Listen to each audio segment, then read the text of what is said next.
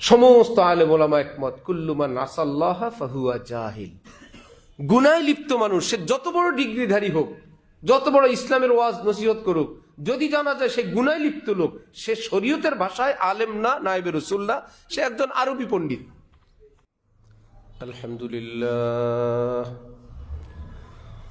আলহামদুলিল্লাহি ওয়া কাফা ওয়া সালামুন আলা ইবাদিহিল্লাযীনা ইসতাফা, আম্মা বা'দ। فأعوذ بالله من الشيطان الرجيم. بسم الله الرحمن الرحيم. ألا بذكر الله تطمئن القلوب. صدق الله مولانا العظيم. وقال رسول الله صلى الله تعالى عليه وسلم: ألا إن في الجسد مضغة إذا صلحت صلح الجسد كله وإذا فسدت فسد الجسد كله ألا وهي القلب، أو كما قال النبي عليه الصلاة والسلام.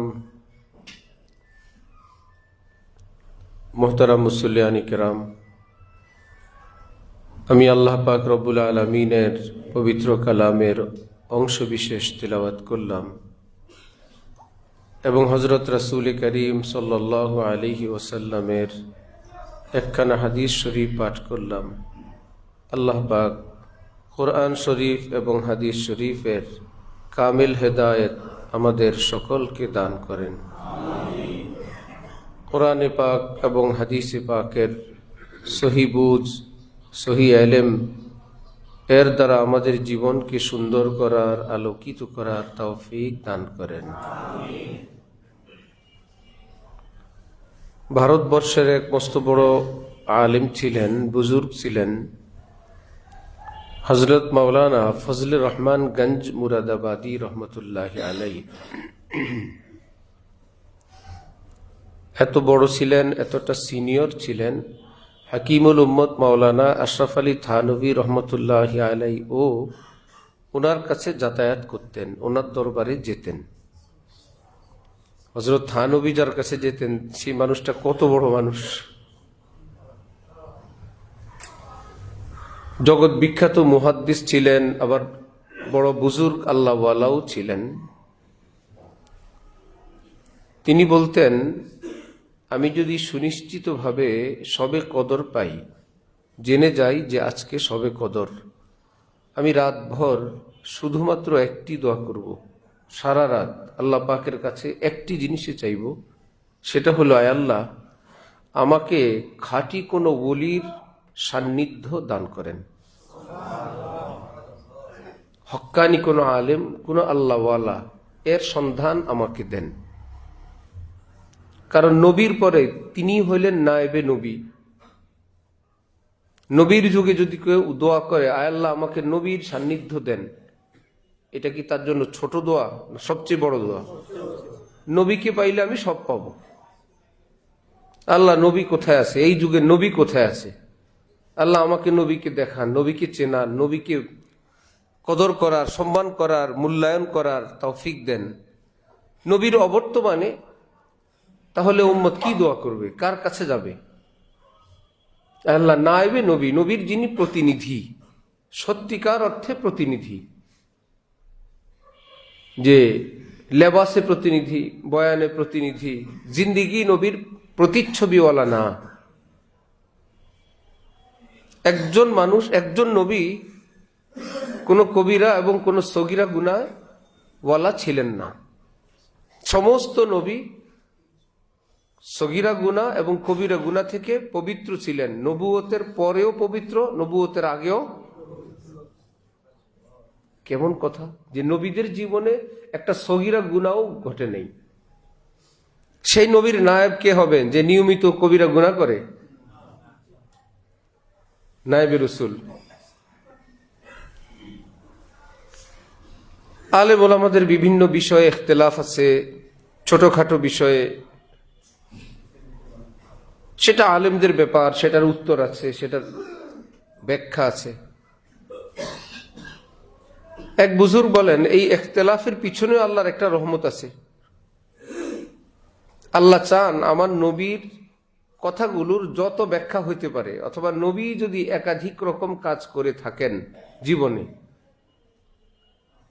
ইখতিলাফের কারণে কেউ নবীজির আগের জীবনেরটা আমল করে, কেউ নবীর পরের জীবনেরটা আমল করে, আল্লাহ দেখতে চান আমার নবীর কোনো কিছুই বিলুপ্ত হয় নাই, সবকিছু পৃথিবীতে জীবিত আছে।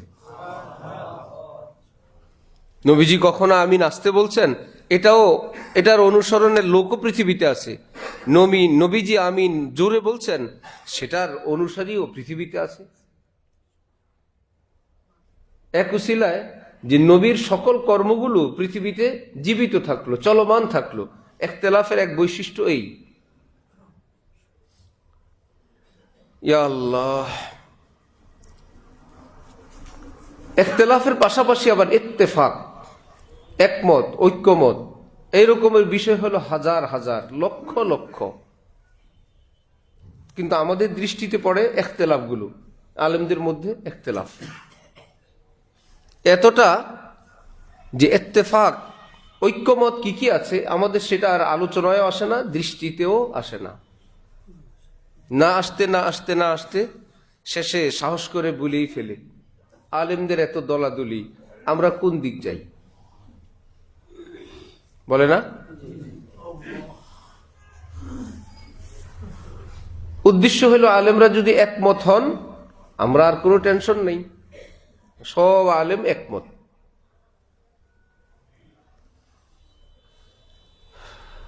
হযরত থানবী রহমতুল্লাহি আলাইহির যুগে কোনো এক বিষয়ে হযরত আন্দোলনে যান না, তো অনেক লোক আন্দোলন করে, আবার কেউ করে না। কেউ এসে হযরত থানবীকে বললেন, अगर आप खड़े हो जाएंगे तो पूरे हिंदुस्तान आपके साथ खड़े हो जाएंगे। আপনি যদি আন্দোলনে অংশগ্রহণ করেন, দাঁড়ায় যান, পুরো হিন্দুস্তান আপনার সাথে দাঁড়ায় যাবে।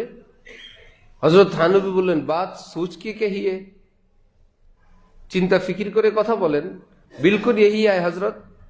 একবার, দুইবার, তিনবার বলার পর হযরত থানবী বললেন, अगर बात ऐसा ही है, जब मैं बैठा हूं पूरे हिंदुस्तान मेरे साथ बैठता क्यों नहीं?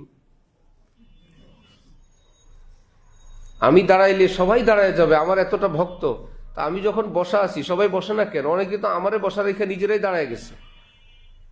আপনি বললেন পুরা হিন্দুস্তান আমার কথায় চলে, আমি দাঁড়াইলে সবাই দাঁড়াবে, তা আমি যখন দাঁড়াই নাই, বসে আছি, সবাই বসে না কেন? বুঝা গেল এগুলো মতলবের খবর।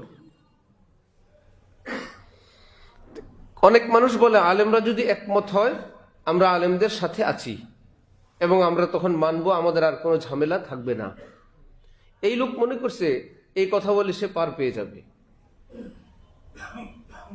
আচ্ছা বলেন তো, পুরো পৃথিবীর আলেমদের মতে নামাজ কয় ওয়াক্ত?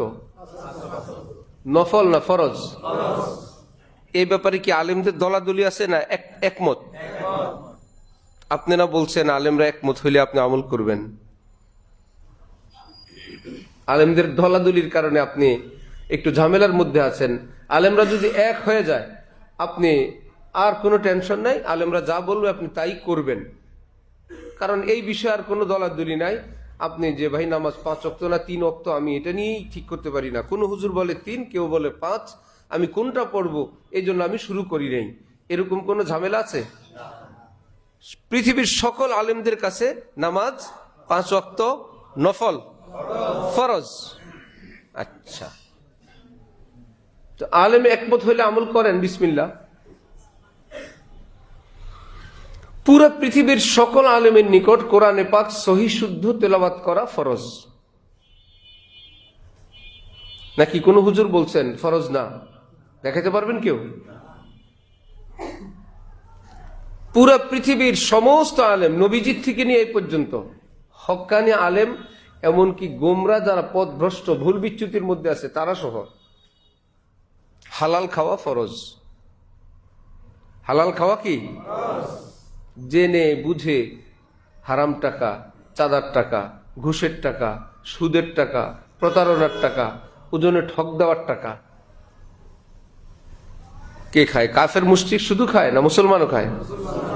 আবার বলে আলেমরা একমত হয় না, আমরা কি করব?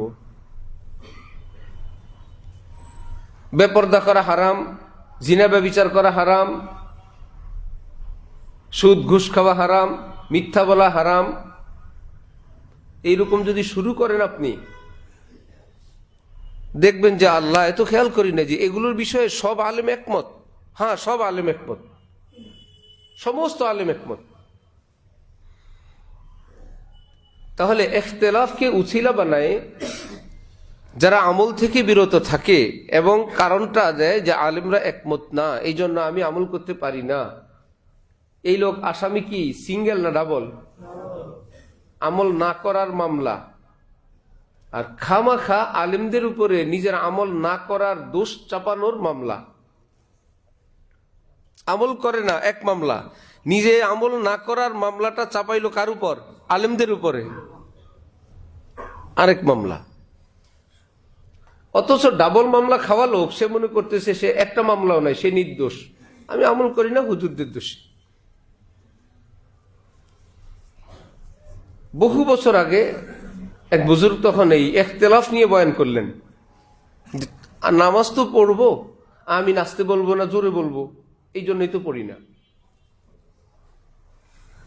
নামাজ তো ফরজ জানি, কিন্তু কোন হুজুর বলে আমি নাচতে, কোন হুজুর বলে আমিন জোরে, কেউ বলে ইমামের পিছনে ফাতিহা পড়তে হবে, কেউ বলে পড়তে হবে না, কেউ বলে পা ফাঁকা করে দাঁড়াও, কেউ বলে একটু কাছাকাছি দাঁড়াও, কেউ বলে নাভির নিচে বাঁধো, কেউ বলে নাভির উপরে বাঁধো। আমি তো এই জন্য পড়ি না। ভালো, তো আলেম বললেন কারো বাবা বাহির থেকে এসে খুব তৃষ্ণা লাগছে, বললেন যে বাবারা, ছেলেরা আমাকে একটু কিছু দাও, আমার পিপাসা লাগছে। খুব বেশি পিপাসা বাবার, ছেলেরা যে যেদিক পারে ছোটাছুটি আরম্ভ। কেউ পানি নিয়ে আসছেন, একজনে শরবত নিয়ে আসছেন, একজনের ডাবের পানি নিয়ে আসছেন, আরেকজনে দুধ নিয়ে আসছেন। ডাব, পানি, শরবত, দুধ। যে আপাতত বাবার গলা ভিজানো দরকার, একজনের পাশে একটা ড্রেন ছিল, ড্রেনের থেকে একটু পানি নিয়ে আসছে। আর হালাল হারাম পরে, বাবারে বাঁচাও, গলা ভিজাও। এবার সবাই পানি নিয়ে হাজির। বাবা এখন চুপ, যে তোমরা যারা আমাকে, যে খারাপ খাওয়াইতে চায় সে তো খারাপ, ড্রেনের পানি নিয়ে আসছে, তোমরা যারা আমাকে ভালো হালাল পবিত্র জিনিস খাওয়াবা, তোমাদের মধ্যে এত দলাদলি কেন? কেউ দুধ, কেউ ডাব, কেউ শরবত, কেউ পানি, সবই হালাল, আমি কোনটা রাখবো কোনটা খাবো, এত ইখতিলাফ কেন তোমাদের মধ্যে? তোমরা সবাই মিলে একটা নিয়ে আসো। একজনে বলে ডাব খাও, একজনে বলে দুধ খাও, কেউ বলে শরবত খাও, কেউ বলে পানি খাও। সবাই নিজেরটার ফজিলত বয়ান করে, এটা ঠিক, এটা ঠিক। আমি একটাও খাবো না, আপাতত আমি ড্রেনেরটা খাইলাম। কেন বাবা? এই যে তোমাদের মধ্যে দলাদলি, সবাই মিলে একটা নিয়ে আসো, আমি তখন একটা খাবো। সে এক হওয়ার আগ পর্যন্ত আমি কি খাবো? ড্রেনের পানি। বাবা ঠিক আছে তো? তাহলে মোলামা আস্তে আমিন বলেন, জোরে আমিন বলেন, পা ফাঁকা করে দাঁড়ান, একটু কাছাকাছি দাঁড়ান, নাভির নিচে হাত বাঁধেন, নাভির উপরে বাঁধেন, যেটাই করেন নামাজ হবে না? নামাজ হবে কিনা? আমিন আস্তে যারা বলে, জোরে বলে, কারণ নামাজ বাতিল না? দোনোটাই হয়। যারা পা একটু ফাঁকা করে দাঁড়ান, আর আমরা 4 আঙ্গুল পরিমাণ মিলায় দাঁড়াই, নামাজ কি একটা হবে না? দোনোটাই হবে। আমরা নাভির নিচে হাত বাঁধি, কারো বিশ্লেষণ হলো নাভির উপরে বাঁধো, নামাজ কি এক গ্রুপের হয় না দোনো গ্রুপের হয়? আপনি বললেন যে ভাই দোনোটাই হয়, আমি এখন কোনটা করব? আপাতত নামাজ বাদ, আপাতত ড্রেন।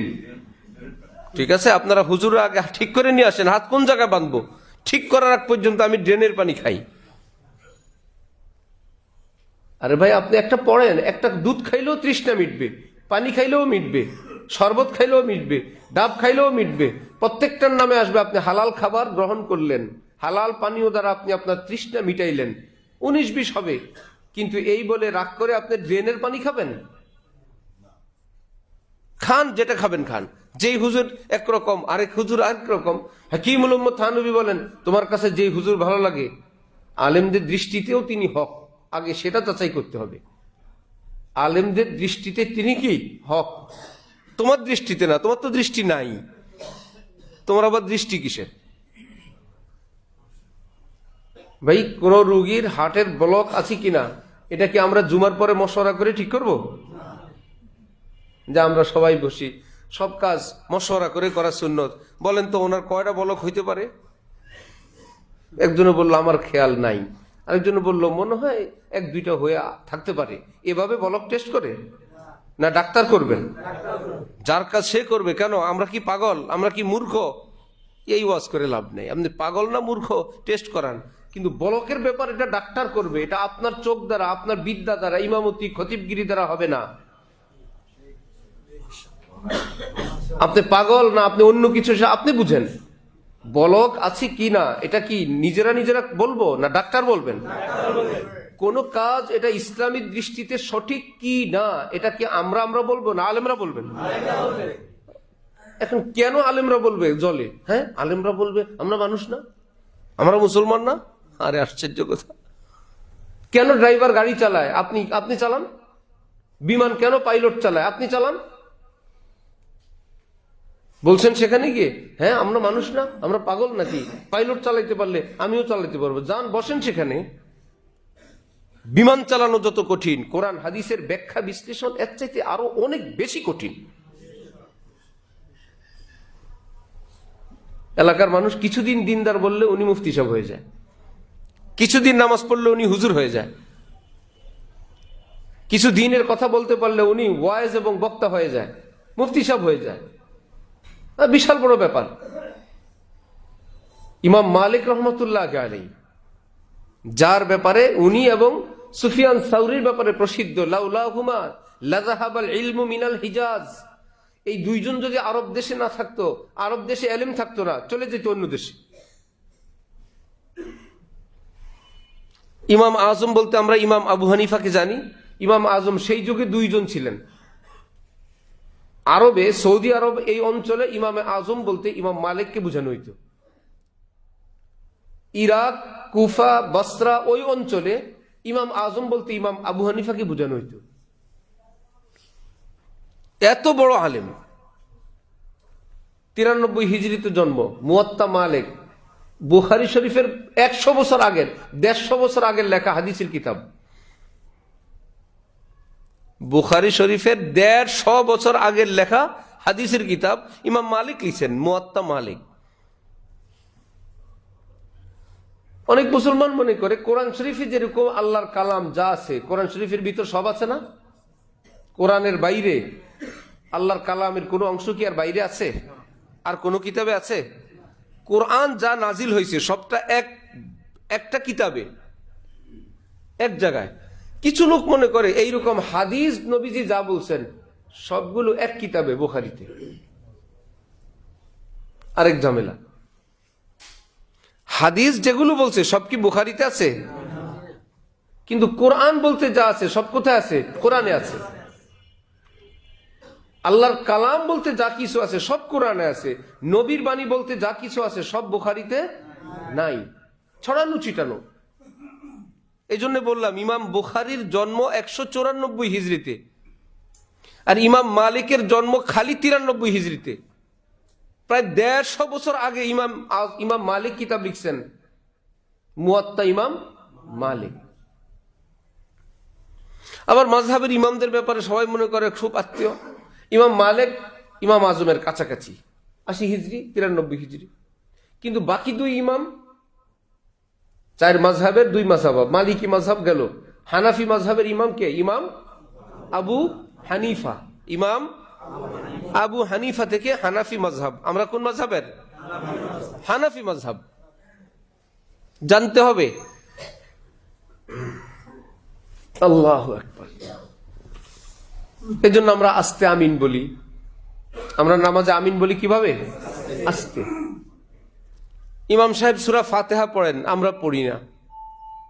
সূরা কেরাত যেগুলো ইমাম সাহেব পড়েন আমরা কি পড়ি?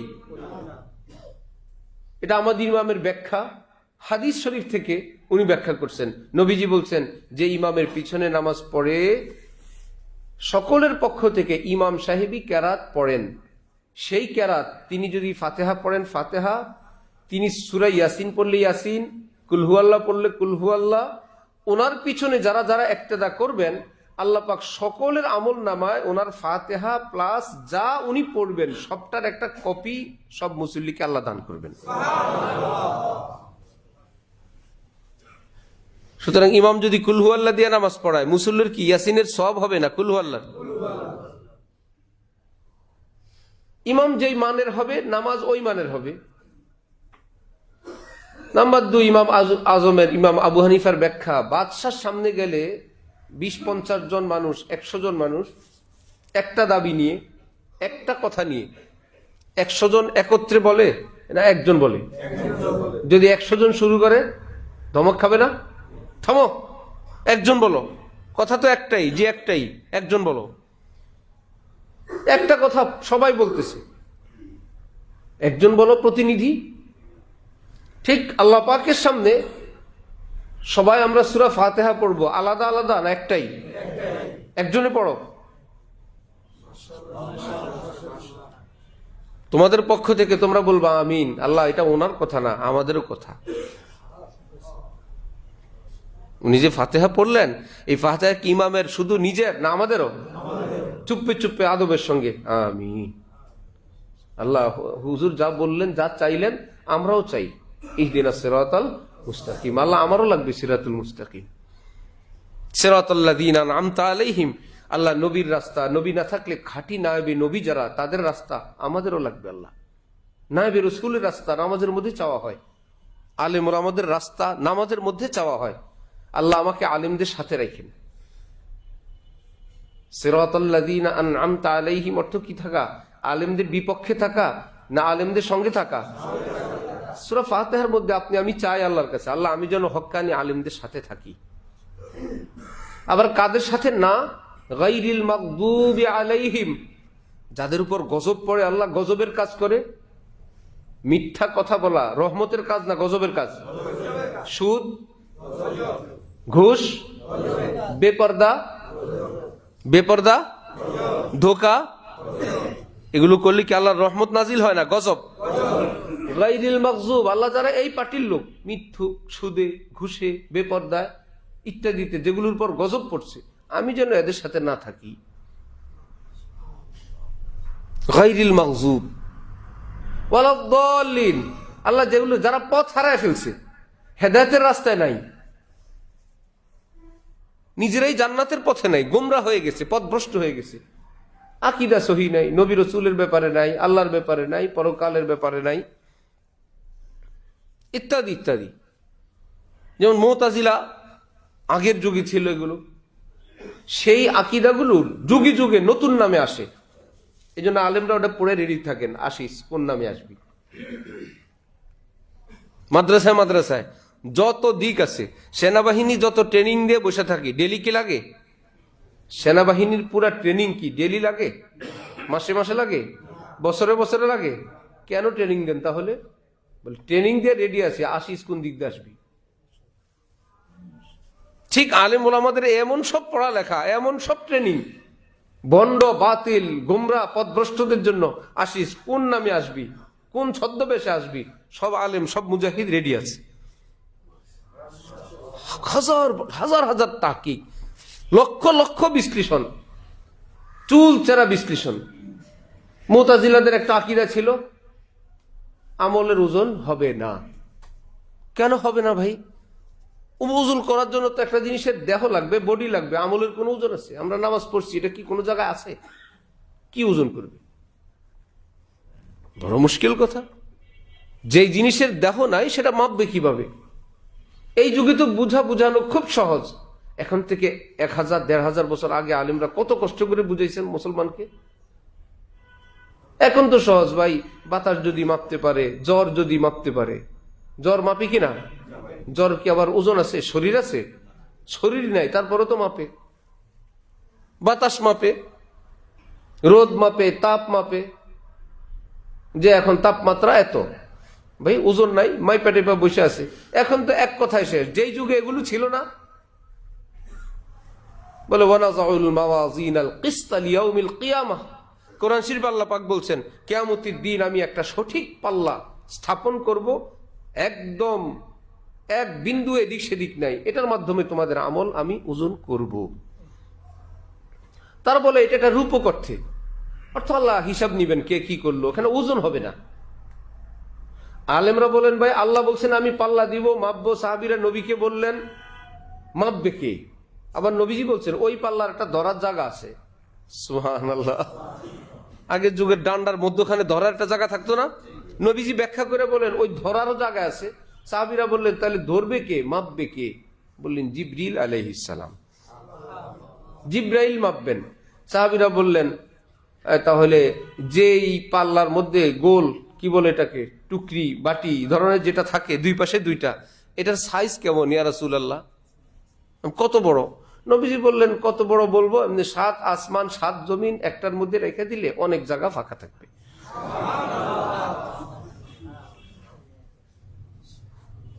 কি মুশকিল! এখানে আবার আছে মাওয়াজিন। আল্লাহ পাক বলছেন আমি অনেকগুলো পাল্লা স্থাপন করব। কি মুশকিল! অনেকগুলো পাল্লা, তাহলে অনেকগুলো পাল্লা, জিবরিল আমিন একজন, এত পাল্লা মাপবে কেমনি? তাহলে কি ভালো আমলের জন্য একটা পাল্লা, খারাপের জন্য একটা পাল্লা, নামাজের জন্য একটা, রোজার জন্য একটা, এইভাবে অনেকগুলো পাল্লা? মুসলমানগঞ্জ একটা, কাফের জন্য একটা, নাকি প্রত্যেকের জন্য একটা? আল্লাহ যে বললেন অনেকগুলো পাল্লা আমি স্থাপন করব। আলেমরা বলেন না, হাদিস শরীফ আছে পাল্লা একটা। আল্লাহ বলেন অনেকগুলো, নবী বলেন কয়টা? আর কোরআন শরীফে আল্লাহ পাক বলেন আনজালনা ইলাইকা যিকরা লিতুবাইয়িনা লিন-নাস, আমি আপনার উপর কোরআন নাজিল করলাম ব্যাখ্যা করে আপনি বুঝিয়ে দিয়েন। কোরআন ব্যাখ্যা করে কে বুঝিয়ে দিবেন? রাসূলুল্লাহ। আল্লাহ পাক বলেন আমি আপনাকে ডিউটি দিলাম, আপনি বুঝায় বলবেন। সেই নবী আল্লাহ বলেন পাল্লা অনেকগুলো, নবী বলেন পাল্লা কয়টা? এটা ব্যাখ্যা হইল? বলে হ্যাঁ এটাই ব্যাখ্যা, পাল্লা হবে একটাই। তা আল্লাহ পাক যে বলছেন মাওয়াজিন, বলে এত বড় সাইজ যেটা লক্ষ কোটি পাল্লা একত্রে করলেও এত হয় না। সাইজ বড় হওয়ার কারণে এবং বড় যে সাইজ ওটা বোঝানোর জন্য আল্লাহ বলছেন এটাকে বহুবচন শব্দ ব্যবহার করে বলছেন অনেকগুলো পাল্লা। আসলে পাল্লা অনেকগুলো না, অনেকগুলোর সমান একটা পাল্লা, অনেকগুলোর সমান একটা। ওই অনেকগুলোর সমান এটা বোঝানোর জন্য মাওয়াজিন শব্দ আল্লাহ বলছেন। নবীজি বুঝেছেন যে আসলে পাল্লা অনেকগুলো না, পাল্লা একটা, কিন্তু 7 আসমান রেখে দিলেও জায়গা খালি থাকবে, তাহলে এটারে কি একটা বলা যায়? এই জন্য আল্লাহ মাওয়াজিন বলছেন, আমার বুঝাই বলতে বলছেন সংখ্যা একটা, সাইজে বড়। দেখছেন, এতেও বোঝা যায় কি ওজন মাপা হবে না? মুতাজিলা বলে হবে না, বড় মুশকিল। আমাদের কিছু ভদ্র মানুষরা আছে বিতিরের নামাজ 1 রাকাত আছে না?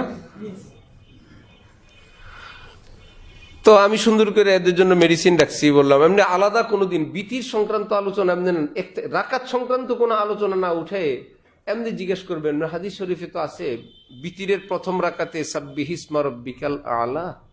হুজুর দ্বিতীয় রাকাতে না কি হুজুর? উনি বলবেন আরে মেয়েটাও জানে না কুল ইয়া আইয়ুহাল কাফিরুন। হুজুর তৃতীয় রাকাতে কি আছে হাদিসে? কুল হু আল্লাহ, মিয়া কিচ্ছু বুঝো না। ও তাহলে প্রথম রাকাতে সাব্বিহিসমা রাব্বিকাল আলা, দ্বিতীয় রাকাতে কুল ইয়া আইয়ুহাল, তৃতীয় রাকাতে কুল হু আল্লাহ। হুজুর এগুলো কোন জায়গায় আছে? হাদিসে আছে, হাদিসে। আজকের দিন থাক, একটু রেকর্ড করে রেখে দেন। এমনি আরেক দিন আবার আরেক ফাঁকে জিজ্ঞেস করেন হুজুর বিতিরের নামাজ কয় রাকাত? 1 রাকাত। কয় রাকাত? এর আগে বলছিল 3 রাকাতে, হিসাব দিল কোন রাকাতে কোন সূরা পড়বে, ওই হিসাবও দিল। আবার আলাদা যখন জিজ্ঞেস করেন, কারণ এটা ওনাদের দলীয় সিদ্ধান্ত, বিতিরের নামাজ 1 রাকাত শরীয়তের সিদ্ধান্ত না দলীয় সিদ্ধান্ত? দলীয় সিদ্ধান্ত। প্যাচ রাখছে হলো হাদিসের একটা শব্দ নিয়ে। হাদিসে আছে সাহাবী বলেন যে নবীজি 1 রাকাতের মাধ্যমে বিতির করলেন, এই লাগছে প্যাচ। 1 রাকাতের মাধ্যমে বিতির করলেন। বিতির অর্থ কি? জোড় না বেজোড়? বিতির শব্দের অর্থই বেজোড়। অর্থ হইল 1 রাকাতের মাধ্যমে নবীজি নামাজ বেজোড় করলেন। এই 1 রাকাতের আগে নামাজ ছিল কয় রাকাত? 2। তো সেটা কি বেজোড় না জোড়? যদি জোড়ের সঙ্গে আরেকটা জোড় লাগায় আবারও জোড়। তো সেই দুইকে বেজোড় বানানোর জন্য কয় রাকাত দরকার? তো হাদিসে নবী বলেন ছিল জোড় নামাজ 2 রাকাত, এর সঙ্গে আরো 1 রাকাত যোগ দিয়ে 1 রাকাতের মাধ্যমে বিতির করলেন। 1 রাকাত মিলায়ে বিতির করলেন। এটা কি 1 রাকাত পড়লেন না 1-এর মাধ্যমে বেজোড় বানাইলেন? ওই ভদ্রলোকরা বলে বিতির 1 রাকাত, যেহেতু এক কথা আসছে। আল্লাহ হেফাজত করেন। অনেক দূরে চলে গেছি না? আল্লাহ তো আমল ওজন করা হবে, একটু বলে দিয়ে ফাঁক দিয়ে কি ওজন করা হবে? বলে যেমনি আল্লাহ জ্বর মাপে মানুষে, আল্লাহ আমল মাপবেন ওইভাবে, তাপমাত্রা মাপো। এই কোন মুহাদ্দিসিনগণ বলেন না, যে আমল নামার কাগজে লিখবে ওই কাগজগুলো মাপবেন। এটাও পুরোপুরি হয় না। আমরা আগে জানতাম হাটাজারি মাদ্রাসায় দুষ্টামি, এত ছাত্র পরীক্ষা দিছে, হুজুর খাতা দেখবেন কেমনি? তো কোন হুজুর নাকি মজা করে বলছে ছাত্র করে, দেখ তো কয় পৃষ্ঠা লিখছে, পৃষ্ঠা গনে। হুজুর 30 পৃষ্ঠা। দে দো সালে কো 80 লাগা দো। দে 80 লাগা দে, এত পৃষ্ঠা লিখছে। তো পৃষ্ঠা দেখা লাগবো না ভিতরে কি লিখছে, সঠিক না বেঠিক? তো খালি কাগজ গুনলে তো হবে যে কি আছে না আছে, কাগজের মাপ। তো এক গ্রুপ বললে না, আমল নামা যে কাগজটার মধ্যে লিখবে কাগজগুলো মাপবে। হক্কানি আলেমরা বলে কাগজ মাপবে না, আল্লাহ বলছেন আমল মাপবে। অন্য আলেমরা বলে ভাই কেমনে ব্যাখ্যা করা যায়? আল্লাহ পাক প্রত্যেকটা আমলের একটা দেহ দিবেন, একটা বডি দিবেন, নামাজের একটা আকৃতি দিবেন, রোজার একটা আকৃতি দিবেন, দিয়ে দিয়ে মাপবেন। হক্কানি আলেমরা বলে এত টেনশন কেন করেন? ওই যে তখন থার্মোমিটার নামে নাই, এই ব্যাখ্যা নামে নাই, কেমনে মাপবে ওটা বোঝানোর জন্য একবার কাগজ মাপায় আর একবার দেহ মাপায়। এখনকার তো আলেম ওলামারা বলেন হইছে। সেই হক্কানি আলেমরা তখনই বলছেন স্বয়ং এই আমল, এই নামাজই আল্লাহ মাপবেন, কেমনে মাপবেন এটা আল্লাহ জানেন। এখন তো ক্লিয়ার হয়ে গেছে, ক্লিয়ার হয়েছে না? রোদ মাপা যায়, বাতাস মাপা যায়, জ্বর মাপা যায়, একটারও বডি নাই, দেহ নাই। পৃথিবীর মানুষ যদি মাখলুক হয়ে এগুলো মাপতে পারেন, আল্লাহ খালেক, তিনি বলেন আমি তোদের আমলও মাপতে পারবো, তোমরা করো মাপবা আমি। আল্লাহু আকবার। হক্কানি আলেম। তাহলে আলেমদের ইখতিলাফ হওয়ার কারণে আমরা আগে এইটুকুন জানবো আলেমদের দৃষ্টিতে হক্কানি কারা কারা। এর মধ্যে একজন পাবেন উনি কালো পাগড়ি পরেন, আরেকজন পাবেন উনি সাদা পাগড়ি পরেন। এই নিয়ে আপনার মাথা খারাপ দরকার নেই, আপনার যেই পাগড়ি ভালো লাগে পরেন। এক হুজুর পাবেন একদম মাশাআল্লাহ অল্প একটু ইফতার খায় মসজিদে বসে থাকে। আল্লাহ কত বড় আল্লাহর ওলি। আজান দেওয়ার সাথে সাথে রোজার দিন একখান খেজুর একটু পানি খেয়ে মাশাআল্লাহ মসজিদে এসে বসে রয়েছে উনি নামাজের জন্য। আরেক বুজুর্গের পাবেন ডার্সে খাইতেছে মাশাআল্লাহ। এখন কি করবেন? আলেমরা বলে দোনোজনই হক। আলেমরা বলছেন কি একজন হক না উভয় হক? এবার আপনি কাকে মানবেন? আপনার যারে ভালো লাগে। আপনি খেজুর খেয়ে মসজিদে বসে থাকতে ভালো লাগলে এই হুজুরের সঙ্গে যোগ দেন। আর যদি বলে আমি এত অল্প খেয়ে নামাজ পড়তে রাজি না, আর একটু বেশি টেশি খাইতে চাই, তো যে হুজুর ডাটসে খায় ওনার সঙ্গে যোগ দেন। নাকি কেউ গোমরা পথভ্রষ্ট? বিখ্যাত আলিম বাংলাদেশের, উনি মাগরিবের নামাজ একটু আগে আগে পড়ার পরামর্শ দেন। ওনার এক ভক্ত আমার জিজ্ঞেস করছেন হুজুর আমরা কি করব? আমি বললাম আপনি কোন হুজুরের সাথে সম্পর্ক রাখেন? আপনার হুজুর যেটা করেন আপনি সেটা করবেন, সমস্যা কি? আপনার হজরত যেহেতু আর নামাজ আগে আগে পড়ার পরামর্শ দেন, আগে পড়ে পরে খান বসে বসে। আপনি যেহেতু মেনেই নিছেন ওই হুজুরকে, মানেন ওনাকে, কি করবেন আবার কি? হ্যাঁ, আপনি যদি হজরত আশরাফ আলী থানভী আর হজরত শেখুল হাদিস জাকারিয়া সাহেব রহমতুল্লাহি আলাইহি দুইজন দুই মেরুর, দোনোজন দেওবন্দি, দোনোজন হানাফি, দোনোজন সুন্নি, দোনোজন পৃথিবী বিখ্যাত আলেম। শেখুল হাদিস জাকারিয়া সাহেব রহমতুল্লাহি আলাইহি ছিলেন অল্প খাওয়ার পার্টি।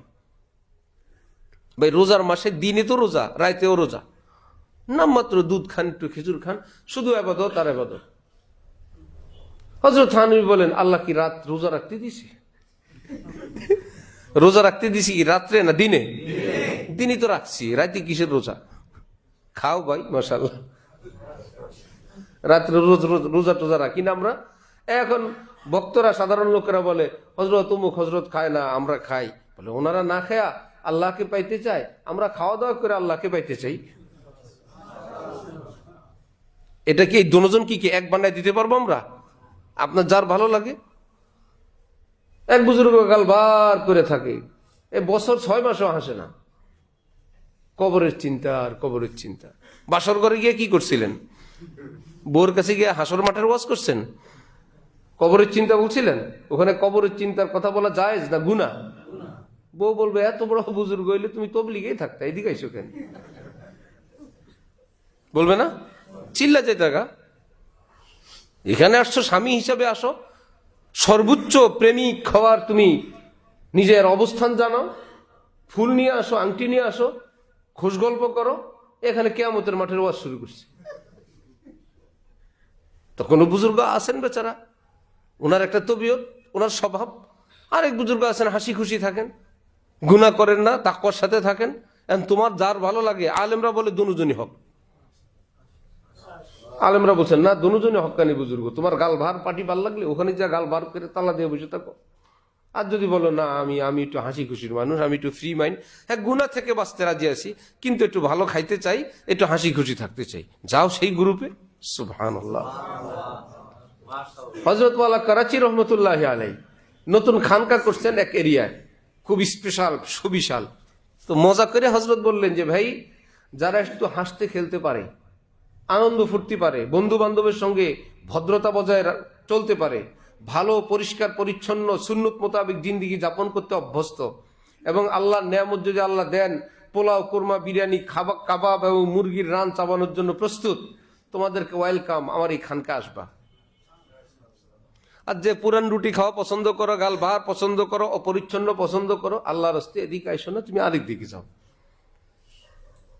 উদ্দেশ্য আমি একরকম, তুমি আরেক রকম। তুমি বৈশা বৈশা খেলবো, বা আমার হুজুরের এই কাজটা ঠিক হয়নি, এই জামাটা পরা ঠিক হয়নি, আরেক পিস মুরগি নেওয়া ঠিক হয় নাই। ফিলিস্তিনি মানুষ খাইতে পায় না, উনি 2 পিস গোস্ত খাইছে। হ্যাঁ, তুমি বৈশা বৈশা ফতোয়া দিবা তোমার হজরতের বিরুদ্ধে, হুজুরের বিরুদ্ধে, উপকার হবে না, ক্ষতি হবে। তোমার এইরকম কোন শুকনা পার্টি যেখানে আছে ওখানে যাও। হ্যাঁ, আগে জেনে নিতে হবে আলেমরা উভয়কে হক বলেন কিনা, এই টেস্ট করতে হবে।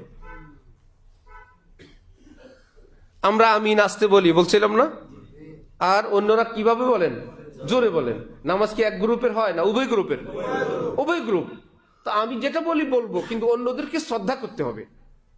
আবার এই শ্রদ্ধা করতে করতে বন্ড, বেদাতি, বেনামাজি, ল্যাংটা পীর, ওই বেটার আবার শ্রদ্ধা করা যাবে না, যে হযরত বলছেন সবাইকে শ্রদ্ধা করতে। এক বুজুর্গের সামনে এক ল্যাংটা বেচারা গিয়া বললো, আপনি আমাকে এভাবে অবজ্ঞা করেন, ভিতরে কিছু থাকতে হতে পারে। তো বলছেন যা আছে তো দেখাই যায়, আর কি আছে ভিতরে, যা আছে আর কি আছে, সব তো দেখাই যায়। হযরত থানবীর বাসায় আসছে জুম্বুল বুম্বুল চট বস্তা গায়ে দেয়া এক দরবেশ। আপনারা যেগুলো দেখলে মনে করেন আল্লাহর ওলি মনে হয়, যেহেতু সালা গায়ে দিছে, খুবই সম্ভব আল্লাহর ওলি হবে। জানেন 3 বছর গোসল করে না। গোসল না করলে আল্লাহর ওলি হয় না খবিস হয়? আশ্চর্য কথা। আর ওই জন্য বললো, জানেন অমুক লোক আল্লাহর ওলি। কেমনে ওলি হলো? একটা বদনা আছে, এটা দিয়ে ওয়াশরুমে যায়, তারপরে এটা ভরে উজু করে, তারপরে খানার সময় ওটা দিয়ে পানি খায়। এটা কি আল্লাহর ওলি হওয়ার দলিল না খবিস হওয়ার দলিল? ওটার বানাইছে ওলি হওয়ার দলিল। গোসল করে না, সালা গায়ে দেয়, এগুলো সব ভান বনিতা। কিছু আছে অসুস্থ, কিছু আছে নেশাখোর, অধিকাংশ এরকম নেশা আক্রান্ত, অথবা অসুস্থ, অথবা কোনো গোয়েন্দা, বিদেশি কোনো গোয়েন্দা সালাগাই দিয়ে ঘুরে। আপনি তো ওলি আল্লাহ মনে করে খাওয়ান দেন, খায় আর দেখে বাদাম তলি কোন দেশের মাল আসে, চায়নার বেশি আসে না ইন্ডিয়ার, না পাকিস্তানিরা ঢুকলো, পাকিস্তানি কোনো কোম্পানি আসলো কিনা। ওই বেটার লগে ক্যামেরা আছে, সবই আছে, এমনি পাগল, দাড়ি বড় বড়, মোজ বড় বড়, সালাগাই দিয়ে ঘুরে। 1993-তে এরকম একটা সালাওয়ালা ধরছিল, সে ভাবছে সে পাগল। আমরা পড়ি হিফজখানা, রায়ের বাজার, ধানমন্ডি। আমাকে এক সাথী ছিল, সেই ব্যাপারে বড় ট্যালেন্ট। বলে এটা পাগল না গোয়েন্দা, আজকে এটা টেস্ট করবো। সে বুঝেছে সে পাগল, সে এক জগ শরবত দিছে, যে পাগল হইলে সবটি খাইতে হবে আজকে তোর। একটু খায়, এখন কিছুক্ষণ পর বলে সরি ভাই, পাগল পাগলের মতো থাকো। এখন তো এই শুদ্ধ কথা বলে, সরি বলে, পরে জানা গেল এটা পাগল না, এটা গোয়েন্দা। আর আপনারা মনে করেন সবই কি আল্লাহর ওলি? বলেন আপনি আল্লাহর ওলি যত মন চায়, আগে আলেমদের থেকে জেনে নিবেন, তারপরে আপনার যাকে ভালো লাগে। তো এক বদনা দিয়ে ইস্তেঞ্জা, ওই বদনা দিয়ে উজু, ওই বদনা দিয়ে কি দস্তরখানে আবার খাবার খায়, এটা কি ইসলামের কোনো স্বচ্ছ পরিচ্ছন্ন ভদ্র শিক্ষা না অপরিচ্ছন্নতা? অপরিচ্ছন্নতা ইসলাম না পরিচ্ছন্নতা? কি ইসলামের অঙ্গ কোনটা? অপরিচ্ছন্নতা? ইসলামের অঙ্গ যদি হয় পরিচ্ছন্নতা, তো মুসলিমের মসজিদ মাদ্রাসা এবং মুসলিম, মসজিদ মাদ্রাসা এবং মুসলিম, সে কি অপরিচ্ছন্ন হবে না পরিচ্ছন্ন হবে?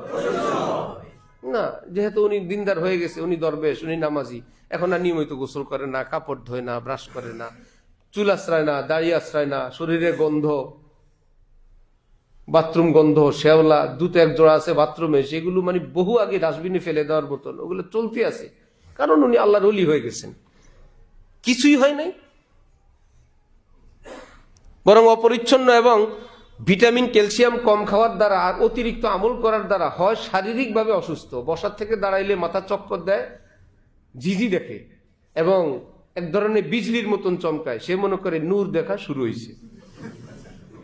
নূর দেখা শুরু হয়েছে না পাগল হওয়া শুরু হয়েছে? এই বাজারা মনে হয় আল্লাহর ওলির কাছাকাছি পৌঁছে গেছি, নূর দেখা আরম্ভ হয়েছে। কিচ্ছুই না, এগুলো সব পাগল হওয়ার ভূমিকা।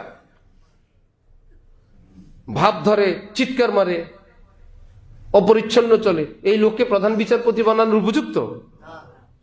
বলেন, ইসলামী রাষ্ট্রের প্রধান বানানোর উপযুক্ত? তো মুসলমান তো এমন হওয়া চাই, তাকে যেখানে বসায় দিবেন ফিট, যেখানে বসায় দিবেন একদম, উনি সমাজের, উনি দেশের, উনি রাষ্ট্রের, উনি কালচারের জন্য সমাজের সকল স্তরের মানুষ এসে ওনার থেকে দিন নিতে পারবে, যে উনি যেমন ভদ্র মানুষ, শিক্ষিত মানুষ, আদর্শ মানুষ, মিষ্টি ভাষী মানুষ, অত্যন্ত উন্নত চরিত্রের একজন অধিকারী।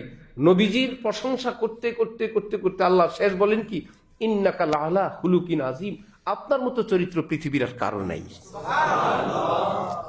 যত উত্তম চরিত্র, এগুলো তো আপনার পায়ের তলে থাকে, সুন্দর চরিত্র আপনার পায়ের নিচে থাকে, আপনি তো আরো ঊর্ধ্বের মানুষ।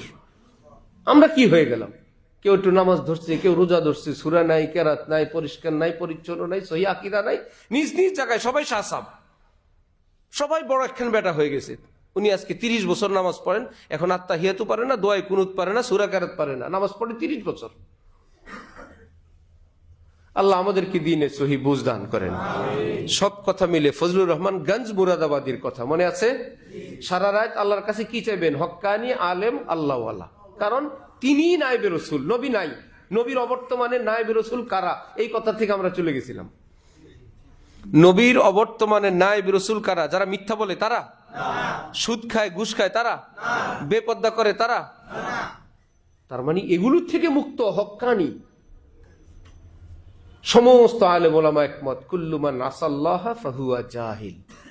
গুনায় লিপ্ত মানুষ, সে যত বড় ডিগ্রিধারী হোক, যত বড় ইসলামের ওয়াজ নসিহত করুক, যদি জানা যায় সে গুনায় লিপ্ত লোক, সে শরীয়তের ভাষায় আলেম না, নায়েবে রাসূল না, সে একজন আরবি পণ্ডিত।